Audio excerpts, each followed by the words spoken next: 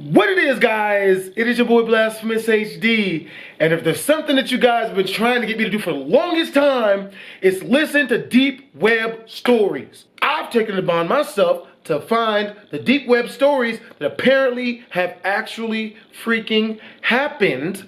Okay, so, this video is called 3 Scary Deep Web Stories That Actually Happened. It is by Chills. If you guys want to watch the original video, the link is in the description down below. I'm looking for like good scary story channels. So leave in the comment section down below your top 3 favorite scary story channels, okay? What I'm looking for is the ones that, you know, put pictures in the stories, they got sound effects, good background music, all that good stuff. If you guys want to watch the original video, the link's in the description down below. I'm gonna chop some parts out, Lego or whatever it's called. I don't remember anymore. All right, let's hopefully not get that scared because it's actually getting dark. Crap. Vice hires a hitman. The deep web has a host of advertisements for all kinds of services, including hitmen for hire. These anonymous online figures claim to be willing and able to locate anyone in the world and do them in for the right price with no questions asked. In 2012, one of the reporters from Vice was able to get in touch with an alleged contract killer to get a better feel for the deep web assassination process. Using encrypted emails, the reporter pretends to be the wife of an abusive ex-husband. She claims to want to have him killed so that she can gain full custody over their child. The killer does not make any judgments and simply says that he would be happy to help.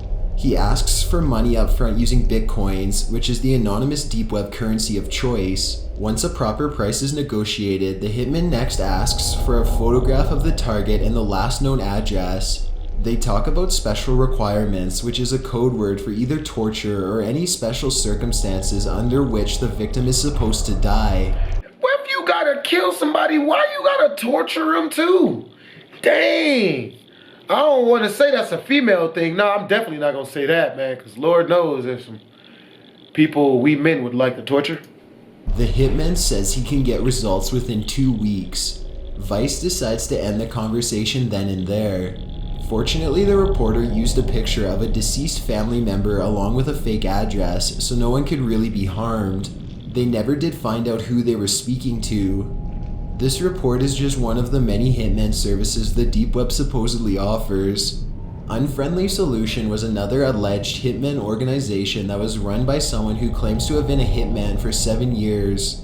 It was shut down in 2014, though it remains unclear if this was by the site's owner or the FBI. Other strange deep web hitman websites include the quote-unquote Charity for Donald Trump Assassination, which is allegedly accepting anonymous Bitcoin donations to kill the notorious presidential candidate. Perhaps one of the most infamous deep web hitman organizations ever was the Bisa Mafia, which claimed to be able to murder or otherwise severely injure any target on Earth with no delay.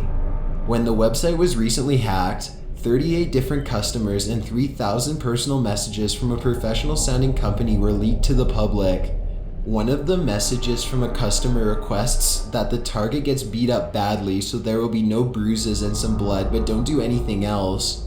Another simply says, "I want..." He must have cheated on her. Women always. "on her dead," and goes on to discuss the price. The owner of the Bisa Mafia has released an official statement declaring that the website was fake. Whenever someone contacts them for a hit, the admin says they send all of the information straight to the local police department for review. However, many people believe that this is just a cover-up story, and that the Bisa Mafia was a legitimate murder for hire service. Others still believe that the Bisa Mafia is completely unstoppable and undoubtedly continues to operate to this very day. Either way, if this website was to be believed at all, then the way they recruit new hitmen is by having them commit a crime on video and submit it for the mafia to review and approve of. Here is a video circulating on the internet of an alleged hitman applying to the website by setting fire to a car.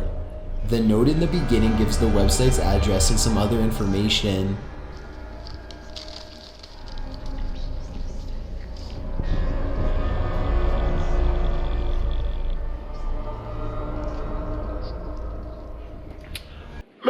that's all you gotta do to interview to be a hitman is set fire to a car? That don't even make sense. Number 2, cannibalistic desires. Ooh. Most people want to find someone that they can have children and grow old together with, but Armin Maives had a version of love that was much different. He was obsessed with the idea of eating another man's body. In 2001, the German could not contain himself anymore and took to the deep web to fulfill his darkest desires. He found an online forum morbidly named the Cannibal Cafe that seemed perfect to satisfy his urges. Although the disclaimer at the top of the website made it clear that the Cannibal Cafe was for fantasies involving consenting adults only, Armin was absolutely serious when he posted a short blurb outlining his particular tastes. It read, "Looking for a well-built 18 to 30-year-old to be slaughtered and then consumed." Imagine Armin's surprise when his inbox was instantly flooded with eager responses. Eager? What is attractive about being killed? He later estimates that as many as 200 different people replied back, all of them happily agreeing to be murdered and eaten. Figuring out who was serious and who was role-playing was a long and arduous process. It took Armin months to interview and sort out potential recruits. As you could expect, most of the replies were from people who wanted to act out an imaginary scenario online, but he narrowed it down to one single person in particular. Bernd Brandes had typed a short but intimate response on the Cannibal Cafe forums that instantly caught Armin's attention. "I am 36 years old," he wrote, 175 centimeters and weight 72 kilograms. He then added, "I hope you are really serious about it because I really want it." The two began messaging each other, and soon they had fallen in love with a passion and hunger that only two people with a fetish for cannibalism could share. Bernd lived nearby, and they arranged a date and time that was most convenient for him to be killed and eaten. The two could not be happier about the fatal relationship and regularly bantered back and forth.